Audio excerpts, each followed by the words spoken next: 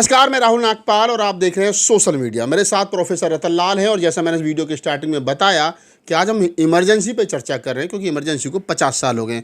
Emergency में 50 साल पहले बीजेपी तो थी नहीं, लेकिन आरएसएस और जनसंघ की क्या भूमिका थी? सर, 50 साल पहले इमरजेंसी लगी और इमरजेंसी में बीजेपी और आरएसएस की उस समय क्या भूमिका थी? अच्छा, पहले आरएसएस का जो इतिहास जानता है, हाँ, वो खाली ये बता दे कि क्या किसी सत्ता के विपक्ष में खिलाफ आंदोलन किया आरएसएस ने? सत्ता के खिलाफ अंग्रेजों के खिलाफ आंदोलन किया है। आज़ादी की लड़ाई में कोई ऐसा है आरएसएस का आदमी जिसको पेंशन मिल रहा हो? नहीं। इंदिरा गांधी के खिलाफ कहाँ लड़ा है? बता देना ऑन रिकॉर्ड। वो तो घालमेल एक संगठन बना था जिसमें जेपी को सामने रखा गया था, चुपके चुपके पीछे से लोग थे, है ना।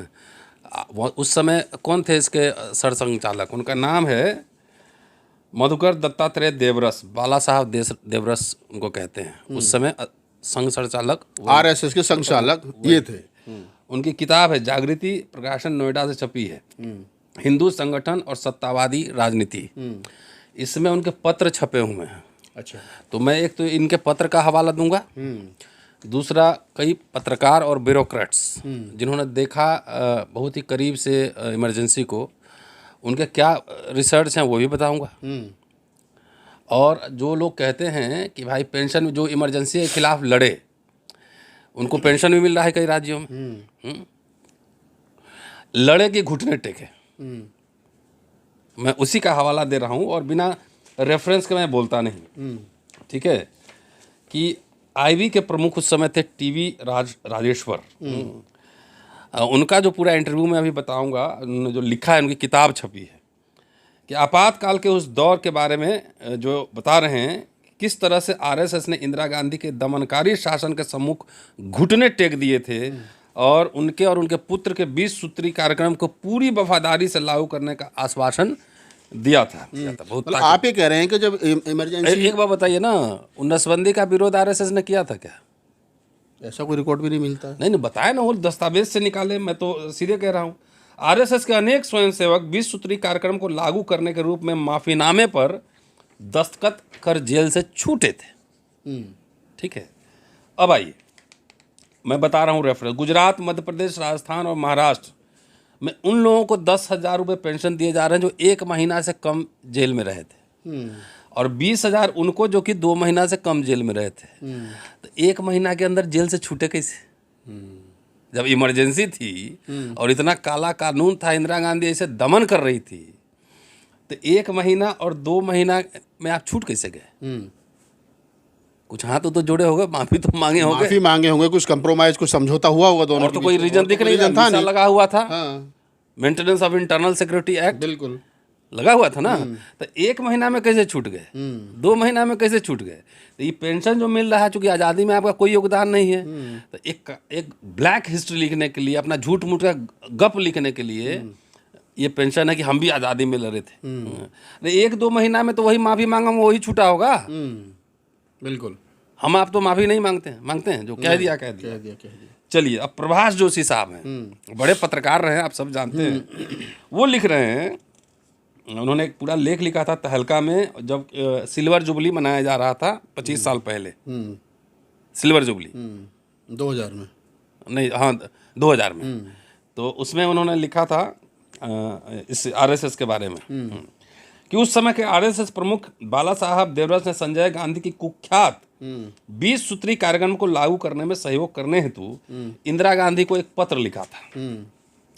यहां तक कि आपातकाल के दौरान आरएसएस और जनसंघ के अनेक लोग माफीनामा देकर जेल से छूटे थे। यहां तक कि आपातकाल के दौरान आरएसएस और जनसंघ के अनेक लोग माफीनामा लेकर छूटे थे।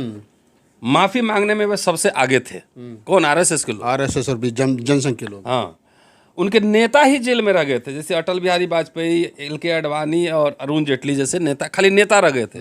बाकी छूट भैया सब जो ना माफी मांगा कट लिए थे वहां से। आगे लिख रहे हैं कि वे कभी आरएसएस के बारे में, वे कभी संघर्षशील शक्ति न तो रहे हैं और न ही वे कभी संघर्ष के प्रति उत्सुक रहने वालों में हैं। वे बुनियादी तौर पर समझौता परस्त रहे हैं। वे कभी भी सही मायने में सरकार के खिलाफ संघर्ष करने वालों में नहीं रहे हैं। छुप छुप के पकड़ा गए तो माफ़ी मांग लिए। जैसे बहुत सारे अभी आरएसएस के लोग पकड़ाते हैं ना अपराध में, तो कह देता है कि ये हमारा आदमी नहीं, पहले निकाल दिए थे। तो रजिस्टर तो मेंटेन करो, अब तो सत्ता में 10-11 साल से हो, तो रजिस्टर अपने मेंबर्स का मेंटेन करो ना, क्यों नहीं? उस स्लीपर सेल की जगह हर जगह भेज देता है, खाली दिमाग में रहता है आरएसएस है। जैसे दलित, अहीर, यादव जितना है बैकवर्ड सब, उसमें भी छोड़ देता है, उनके नेताओं के पास भी छोड़ देता है, मीठा मीठा बोल के। और जब अपना शक्ति आता है तो फिर ओरिजिनल आरएसएस बन जाता है, जैसे 10-11 साल से है। अब आइए, इनकी किताब छपी है टीवी राजेश्वर की, इंडिया क्रूशियल ईयर्स, ये छपी है हार्पर कॉलिंस से। इसमें राजशेखर साहब लिख रहे हैं कि आरएसएस न केवल इसका मतलब आपातकाल का समर्थन कर रहा था, वह श्रीमती इंदिरा गांधी के अलावा संजय गांधी के साथ भी संपर्क स्थापित करना चाहता था। एक पत्रकार हैं करण थापर, उनको एक इंटरव्यू में उन्होंने कहा है कि गोपनीय तरीके से प्रधानमंत्री आवास के साथ संपर्क बनाया और देश में अनुशासन लागू करने के लिए सरकार ने यानी कि इंदिरा गांधी ने जो सख्त कदम उठाए थे, उनमें से कई का मजबूती के साथ समर्थन किया था। देवरस श्रीमती इंदिरा गांधी और संजय गांधी से मिलने के लिए इच्छुक थे, लेकिन श्रीमती इंदिरा गांधी ने इनकार कर दिया। इनकी किताब के अनुसार आरएसएस एक दक्षिणपंथी हिंदू राष्ट्रवादी संगठन, आपातकाल के समय इसे प्रतिबंधित कर दिया गया था, लेकिन इसके प्रमुख बाला साहब देवरस ने लागू आदेशों और देश में अनुशासन लागू करने के लिए सरकार के अनेक आदेशों का मजबूती के साथ समर्थन किया था। संजय गांधी के परिवार नियोजन अभियान और इसे विशेष रूप से मुसलमानों के बीच लागू करने के लिए उन्होंने देवरस ने भरपूर समर्थन किया था। ये जो सर लास्ट वाली लाइन है, ये तो वही था जो बीजेपी चाह रही है, जो आज बीजेपी कह रही है। नहीं तो सब हिंदू पे भी होगा ना। हाँ, नहीं वो करके मुसलमानों के बीच लागू विशेष रूप से विशेष रूप से, लेकिन सब पे हुआ था ना, सब पे हुआ। लेकिन तो आज हिंदू का भी करो, सबका करना है, जिसके 2 से ज्यादा है कर दो। चलिए अब आइए और कहानी सुनाते हैं। देवरस साहब जेल में थे जी। 22 अगस्त 1975 को इंदिरा गांधी को उन्होंने चिट्ठी लिखा था। चिट्ठी में क्या था, अब सुन लीजिए। मैंने 15 अगस्त 1975 को रेडियो पर लाल किले से देश के नाम आपके संबोधन को जेल यरवदा जेल में सुना था। आपका यह संबोधन संतुलित और समय के अनुकूल था, इसलिए मैंने आपको यह पत्र लिखने का फैसला किया। क्या संतुलित था। आरएसएस प्रमुख का है। हाँ। लेकिन इंदिरा गांधी ने कोई भाव नहीं दिया, कोई जवाब नहीं दिया। तो इंदिरा गांधी को 10 नवंबर 1975 को एक और इन्होंने खत लिखा, और इस खत में के शुरुआत में उन्होंने सुप्रीम कोर्ट द्वारा इलाहाबाद उच्च न्यायालय के फैसले के खिलाफ दिए गए निर्णय के लिए बधाई दी। इंदिरा गांधी जब सुप्रीम कोर्ट गई या जीत गई तो उसके लिए बधाई दिया इन्होंने। इलाहाबाद, जैसा कि मैंने पहले कहा कि 12 जून को इलाहाबाद ने इनको रद्द कर दिया था। और लिख रहे हैं खत में कि सुप्रीम कोर्ट के सभी 5 न्यायाधीशों ने आपके चुनाव को संवैधानिक घोषित कर दिया है, इसके लिए हार्दिक बधाई। गौरतलब है कि विपक्ष का दृढ़ मत था कि यह निर्णय कांग्रेस के द्वारा मैनेज था। अच्छा, जैसे आज भी तो क्या हो रहा है देख रहे हैं ना। देवरस ने अपने इस पत्र में यहां तक कह दिया कि आरएसएस का नाम जयप्रकाश नारायण के आंदोलन के साथ अन्यथा जोड़ दिया गया है, यूं ही जोड़ दिया गया है। इंदिरा गांधी ने इस पत्र का भी जवाब नहीं दिया। इसके बाद आरएसएस प्रमुख क्या कह रहे हैं, देवरस साहब, विनोबा भावे भूदान आंदोलन, जिन्होंने इमरजेंसी का समर्थन किया था, आध्यात्मिक समर्थन किया था और इंदिरा गांधी का पक्ष लिया था। तो इंदिरा गांधी जब देवरस को भाव नहीं दे रही है, तो फिर ये 12 जनवरी 76 में विनोबा भावे के सामने गिड़गिड़ाते हुए एक पत्र लिख रहे हैं, और उसमें लिख रहे हैं कि अखबारों में छपी सूचनाओं के अनुसार प्रधानमंत्री इंदिरा गांधी 24 जनवरी को वर्धा पवनार आश्रम में आपसे मिलने आ रही हैं। उस समय देश की वर्तमान परिस्थितियों के बारे में उनकी आपके साथ चर्चा होगी। मेरी आपसे याचना है, मतलब याचना, भीख मांग रहे हैं कि प्रधानमंत्री के मन में आरएसएस के बारे में जो गलत धारणा घर कर गई है, आप कृपया उसे हटाने की कोशिश करें ताकि आरएसएस पर लगा प्रतिबंध हटाए जा सके और जेलों में बंद आरएसएस के लोग रिहा होकर प्रधानमंत्री के नेतृत्व में प्रगति और विकास में सभी क्षेत्रों में अपना योगदान कर सके। नहीं सर, आपने इसमें जिक्र किया कि आरएसएस पर लगा प्रतिबंध, तो क्या इमरजेंसी के दौरान आरएसएस पर प्रतिबंध लगा था? हाँ, ओके, तो जेल में बंद कर देता, सबको करेंगे याचना छुड़वा दीजिए, छुड़वा दीजिए। अब आइए, एक और बलराज मधोक साहब हैं, भी आरएसएस के रहे हैं, जनसंघ के संस्थापक में से रहे हैं। ये क्या लिख रहे हैं बलराज मधोक? देश में आपातकाल वाले काल में संघ के संघचालक श्री बाला साहब देवरस पूना के यरवदा जेल में मीसा में बंदी थे। उनका जीवन सुविधा भोगी था। अच्छा। इसलिए उन्होंने जेल से इंदिरा गांधी को संघ के प्रति रुख बदलने और इस पर से प्रतिबंध हटाने के लिए 22/8/75 और 10/11/75 को 2 पत्र लिखे थे। उन्होंने श्री विनोबा भावे को भी पत्र लिखकर प्रार्थना की थी कि वे इंदिरा गांधी के मन से संघ के प्रति विरोध का भाव दूर करने का प्रयास करें। सरकार की ओर से इन पत्रों को लीक कर दिया गया और वे समाचार पत्रों में छप गए।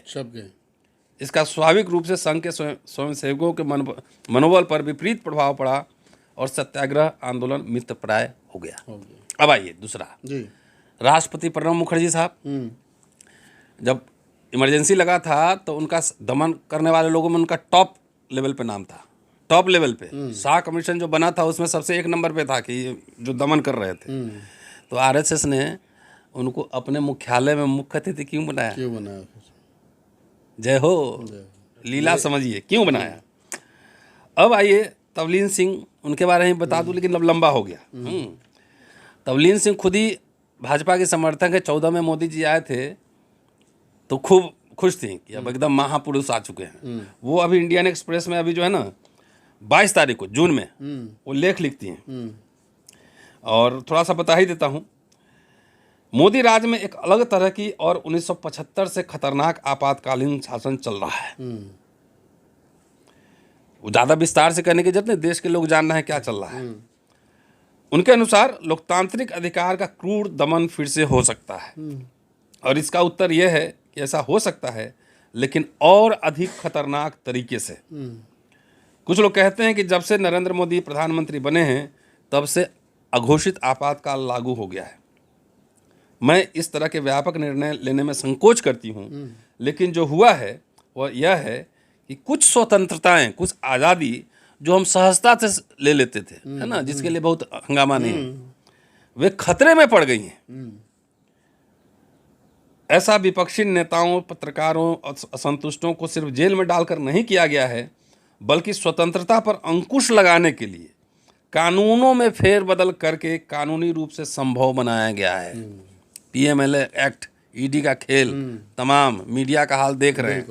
तो आज तक आपातकाल की घोषणा नहीं हुई है, तो ये क्या चल रहा है? अघोषित आपातकाल। तो आरएसएस का इतिहास बता दिया ना। उस समय माफी मांग के निकले थे। 10 और 20 हज़ार रुपये पेंशन में मिल रही थी। इमरजेंसी इतना क्रूर था तो 1 महीने या 2 महीने में जेल से निकल कैसे गए भाई?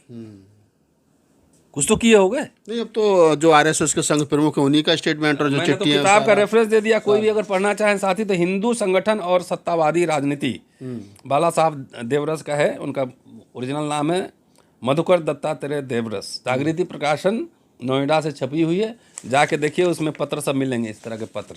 तो मैं इतिहास का छात्र हूँ। आज आरएसएस बीजेपी काला दिवस मना रही है, उस समय माफी मांग के आज पेंशन भी ले रही है। पेंशन भी ले रही है और माफी मांग करके उस समय इंदिरा गांधी और संजय गांधी के साथ खड़े थे। ये प्रमाण है सामने। चलिए, बहरहाल हमने ये जानने की कोशिश की प्रोफेसर रतनलाल साहब से कि इमरजेंसी के समय पर आरएसएस और जनसंघ, जिसको आज हम भारतीय जनता पार्टी कहते हैं, उनका क्या रुख था। तो जिस प्रकार से सर ने तमाम दस्तावेजों के आधार पर ये समझाने की और बताने की कोशिश की है कि आरएसएस उस समय इमरजेंसी के विरोध में नहीं था, बल्कि वो इंदिरा गांधी और संजय गांधी के संपर्क में था और इंदिरा गांधी द्वारा चलाए जा रहे 20 सूत्रीय कार्यक्रम को कड़ाई से लागू कराने के लिए वचनबद्ध था। और जो लोग आरएसएस और जनसंघ के जेल में थे, उनके सारे कार्यकर्ता माफ़ी मांग करके बाहर आ गए थे और उनको 10,000 और 20,000 पेंशन दी जा रही थी।